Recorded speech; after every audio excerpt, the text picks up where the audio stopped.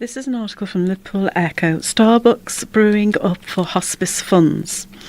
Starbucks stores in Liverpool have joined forces to raise more than £3,000 in 3 years for local charity Clare House Children's Hospice.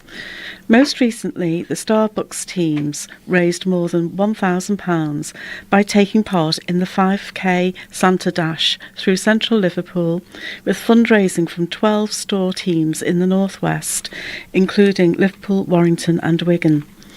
The Starbucks stores, run by local franchise partner Soul Coffee, have a long-standing relationship with Clare House Children's Hospice. The teams across the 12 stores have raised over £3,000 by hosting and participating in events including the annual 5K Santa Dash. Last summer, Starbucks also launched a limited edition Clare House Frappuccino, which was created in store by a young girl, Olivia, whose sister was cared for at Clare House. Her drink was sold at each of the 12 stores in the area, with £1 from each drink being donated to the children's charity. Clare House Children's Hospice helps seriously and terminally ill children live life to the full by creating wonderful experiences and bringing back a sense of normality to family life. By providing specialist nursing care, physiotherapy and emotional support, Clare House's team of trained professionals support children and their families when they need it the most. The funds that have been raised by Starbucks have been donated to the new Clare House Hospice in Liverpool, which opened its doors in January last year. The hospice hosts regular mother and baby groups and counselling for families who have recently lost children, but they need more funding for desperately needed services such as respite care, holistic therapies and counselling.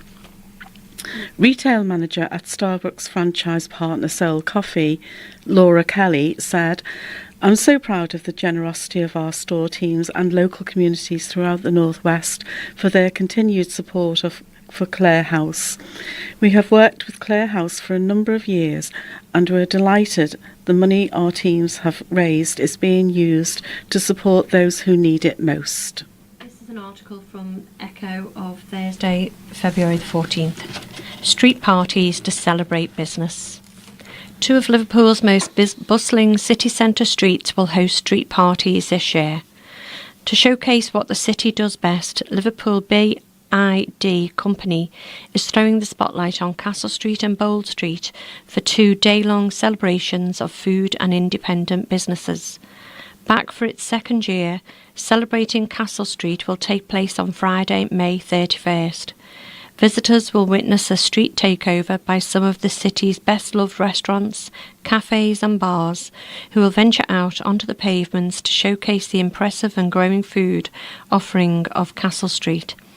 Also back by popular demand is Celebrating Bold Street on Sunday, July 7th. The huge street party will include a farmers' market, art and crafts stalls, street entertainment and long-established restaurants such as Mowgli, Murray and Leaf hitting the street to serve up an array of delights for visitors. Chief Executive of Liverpool Bid Company and Chair of the Liverpool Visitor Economy Network, Bill Addy, said, "While Bold Street and Castle Street are 2 very different streets, both with their own unique identities, history and stories to tell, both have experienced remarkable growth in recent years as a hub for independent businesses and restaurants and have come to symbolise the city region's burgeoning visitor economy. Celebrating Castle Street will be part of a week-long culinary extravaganza, Food and Drink Week, from May 27th to June 2nd, which will include offers, masterclasses and events showcasing the best of hospitality in time for the return of Bordeaux Wine Festival. Celebrating Bold Street will be at the end of Independence Week, which is July 1st to July 7th, a week-long campaign to engage local independent businesses and visitors in celebrating the entrepreneurial spirit of Liverpool's growing independent business community." This is an art. Sorry, I can't do it. This is an article from the Liverpool Echo of Wednesday, February the 13th. Big gardens clean up on cards before festival sites, homes built. 3 decades worth of rubbish will have to be dealt with if plans to build thousands of homes in a rundown part of Liverpool are to move ahead. Liverpool City Council bought the former Festival Garden site in South Liverpool in 2015 for £6 million, and it was subject of a massive council master plan for 2,500 homes, as well as a leisure and retail space. Proposals for what could be the UK's largest indoor water park on the site were also revealed last year. But a council officer has said the authority's original plan for the site was very ambitious and confirmed that the extent of the work required to prepare the site means it likely won't be ready for construction for a number of years. It could then be another 10 years before any development is finished.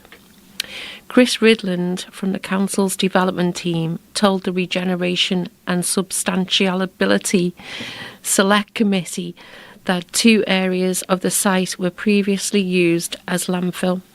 His comments came after the council admitted last year that it could cost £29 million to clear the Otterspool site, and Mr Ridland warned that the final figure for clearing the area wouldn't be confirmed until tasks currently being done on the site are finished.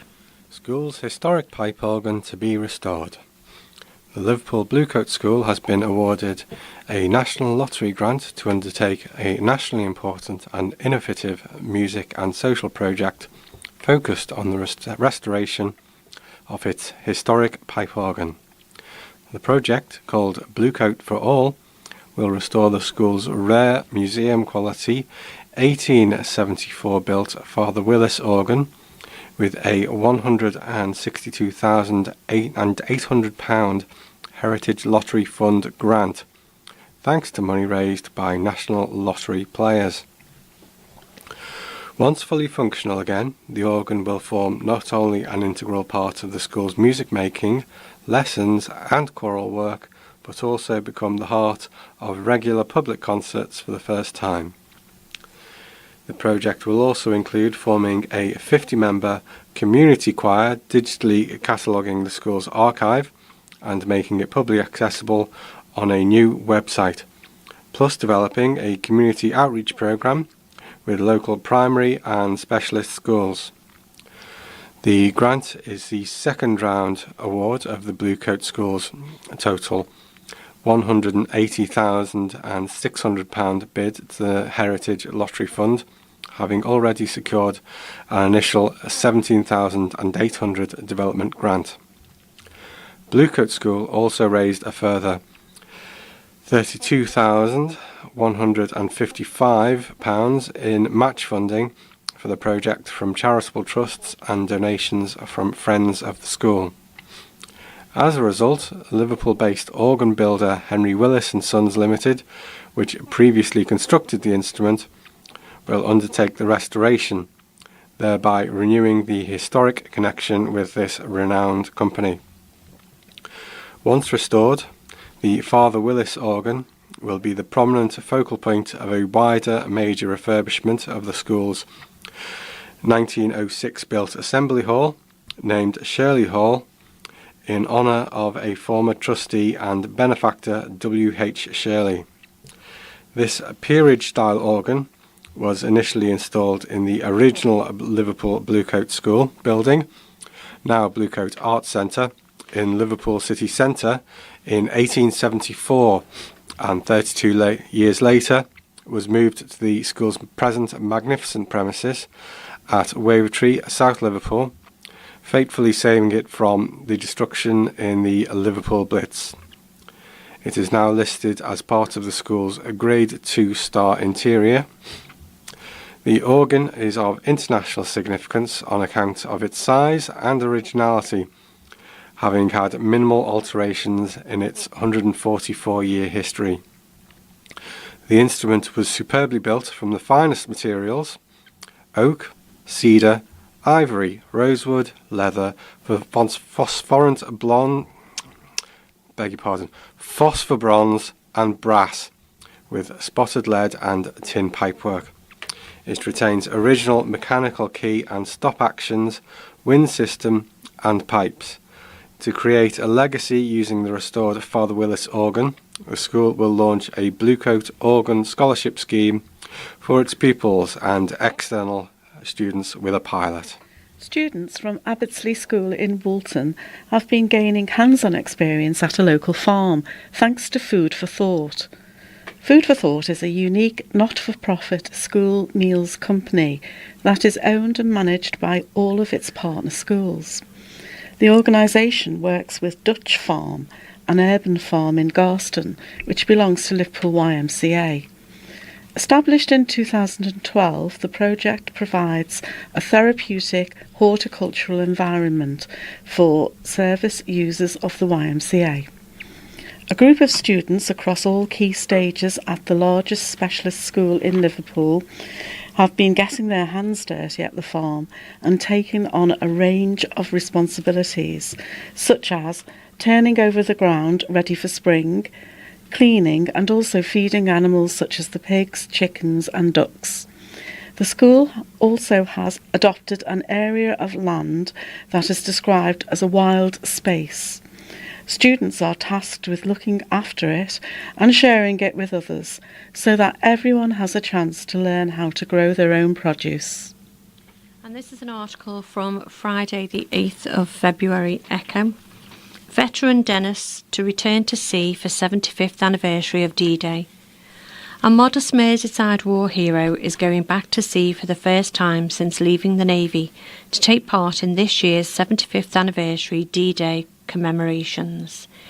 DDay veteran Dennis Rose, aged 94, from West Kirby, is looking forward to meeting up with old comrades in June, and the Royal British Legion is now calling on communities to help spread the message about the fully funded trip to Normandy for 300 ex-servicemen. Dennis was a convoy signalman aboard the Kingston-upon-Hull tug the Queen's Cross and spent almost 3 days recovering the bodies of US soldiers from the water. He was given France's highest honour for his role in the D-Day landings, the Légion d'honneur, but says, "I don't see myself as a hero. It was a job, like a plumber or a painter. I was just in the Navy. War is a rough thing to go through, but I volunteered for it. When you're young, you don't take too much notice of it. Now you wouldn't want to look at a dead body, but there's me helping to pull them out of the water. Some had been in there about 48 hours. The retired sweet shop owner and military historian adds, "I've not been to sea since I left the Navy, so this will be a great opportunity, and I'm looking forward to meeting other veterans." Dennis was awarded 7 medals, including the 1939 to 1945 Star, the Atlantic Star and the Burma Star. After 4 years' service, he was demobbed at the age of 21. Returning to civilian life, he was chief buyer at Land and Marine Contractors in Bromborough for around 20 years. Dennis married Mavis in 1948 and the couple had 4 children, 5 grandchildren and 8 great-grandchildren. He opened the favourite sweet shop in Greasby in 1970, which he sold in 2000. And today he regularly gives talks on the 12 Victoria Cross recipients from Wirral and 11 from the borough who were awarded the George Cross. Some 175 veterans who helped liberate France in the Second World War have signed up to travel on the MV Boadicea, but there is still a chance for more to join, with the deadline for applications extended until March 4th. Bob Gamble, OBE, the Royal British Legion's Assistant Director for Commemorative Events, said, "We believe it's important that all veterans who contributed to the liberation of France, who want to attend the commemorations in Portsmouth and Normandy, are able to. We are delighted at the response, but we still have space for more veterans to join their comrades who shared in those wartime experiences in 1944. Veterans are invited to contact the Legion for an application form, which can also be downloaded from the Legion's website. Each veteran will be entitled to travel for themselves and one guest or carer at no cost. The journey is being funded by the Royal British Legion's LIBOR grant with the Ministry of Defence and Arena Travel. Veterans can contact Arena Travel on 01473 660 800 and apply for places via rbl.org.uk/DDay75. This is an article from the Liverpool Echo of Tuesday, February the 12th. It's entitled Success for Heart Lifesaver Scheme in Memory of Tim. A heart screening programme set up by a grieving dad has already helped people at risk to seek medical advice. Frank Cogley set up the Tim Cogley Cardiac Screening Foundation in memory of his 34-year-old son who died suddenly in 2017. Tim, a much-loved development manager, collapsed in Rocky Lane, Haswell, after suffering a fatal heart attack, an inquest ruled. Pathologists carrying out a post-mortem on Tim's body found one of the main arteries was 75% clogged with cholesterol, despite his healthy diet and lifestyle. His dad, Frank, is hoping the foundation will help other young people to understand the importance of screening. The potentially life-saving test for 18 to 39-year-olds devised by Tim's brother Jeremy, who is a health sciences lecturer at Liverpool Hope University, can detect various signs of heart disease, such as harmful build-ups of cholesterol. The Foundation's pilot screening phase in November and December last year led to 6 people receiving results that warranted a follow-up with their GP. Now a second phase is due to take place in Wirral and Liverpool this month and in March. Frank said, "We are so pleased that what we thought was an important initiative has already proved to be successful. Hopefully more people can get involved this time around. The doctors and GPs we've consulted have been extremely supportive. Tranmere Rovers medic Eastern GP Dr Sam Huddlestone said the screenings will undoubtedly benefit people in the area. He said it's a fantastic service which will undoubtedly benefit our patients and those in Wirral by raising the profile of cardiac disease in the young and identifying young patients at risk that could benefit from life-saving early intervention. We are very fortunate to have them working in our area. Anyone, male or female, aged 18 to 39 and living on Merseyside can apply for a free 15-minute session to check for risk of coronary heart disease. Slots must be pre-booked and involve a short pre-screening questionnaire and a 6-hour fast before the actual screening. Latest town transformation plans revealed. Details of the latest stage of a plan to transform Prescott have been revealed. Knowsley Council's Cabinet will meet next week to approve £8 million of investment in the town to complement the building of the Shakespeare North Theatre. Documents say the money, which will be spent on improving the train station and other areas of the town, will help regenerate the town and secure, quote, significant economic benefits. The money will see the car park expanded and new lifts installed. There will also be a new path for walkers and cyclists between the station, the town centre and the new theatre, as well as a new signage throughout the town. Work on the theatre began last year following a £14 million investment by the Liverpool City region. Speaking then, Knowsley Council leader Graham Morgan said the project was fantastic for Prescott and could eventually be a global attraction. Councillor Morgan said, "The Playhouse is already having a positive effect on Prescott, as new homes are being built and businesses are opening in the town. Restaurants and hotels, all in preparation for when the theatre and education centre open in 2020. It is hoped 100,000 people a year from across the UK will visit the new theatre once it's open. This is an article from the Liverpool Echo, Tuesday the 12th of February. New life for tower block as homes for the elderly. An empty tower block could soon be transformed into homes for the elderly.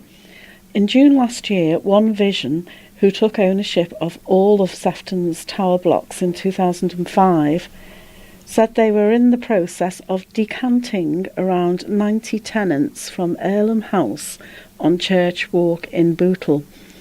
At the time, the housing group said a viability assessment suggested there was not enough current and future demand for this type of accommodation within the local area. A spokesperson for One Vision Housing said, "All tenants have been informed and we have been working with them to find properties based on their needs and preferences and supporting them with the move. There is no fixed timescale for this process and we have been working with tenants in a time frame which suits all parties involved. Plans have now been submitted to turn the block into one-bedroom extra care apartments. Veteran Victim Healthcare, VVHC, who are behind the proposals, say the tower block has been vacant for around 3 months. The block currently houses 30 one-bedroom flats and 61 two-beds. Under new plans, this would be changed to 90 supported living one-bedroom apartments. There would also be some shared amenity space improvements to external landscaping and a new vehicular access built. Documents on Sefton Council's website also say the project would create around 20 to 30 full-time jobs, as well as providing much-needed extra care homes for local people. According to its website, VVHC provides high-quality bespoke accommodation for people with disabilities, designed to enhance a person's life and allow people greater independence in their home. One Vision Housing and VVHC have both been approached for comment. And this is an article from Thursday the 14th of February, Liverpool Echo. Friend Factor. Brilliant befriending scheme is tackling loneliness. There is no better feeling than being loved and cared for. Unfortunately, not all elderly people can take that for granted. When even getting out of the house becomes difficult, isolation can easily set in. One charity in Liverpool is fighting to stop this with a befriending service that offers companionship to lonely older people. South Liverpool Linking Lives arranges for volunteers to visit individuals at home for a chat, to share in an interest or hobby, or accompany them on a short trip out to a cafe or the library. Nesta Brace, aged 89, used to love walking and visiting museums in Liverpool. She considers herself relatively fit and well, but over the years she has seen her friendship circle diminish and admits getting out of her house is tough, and with their grown-up children living hundreds of miles away, life had become very lonely. One of Nesta's sons heard about Linking Lives and contacted the charity to see if they could help.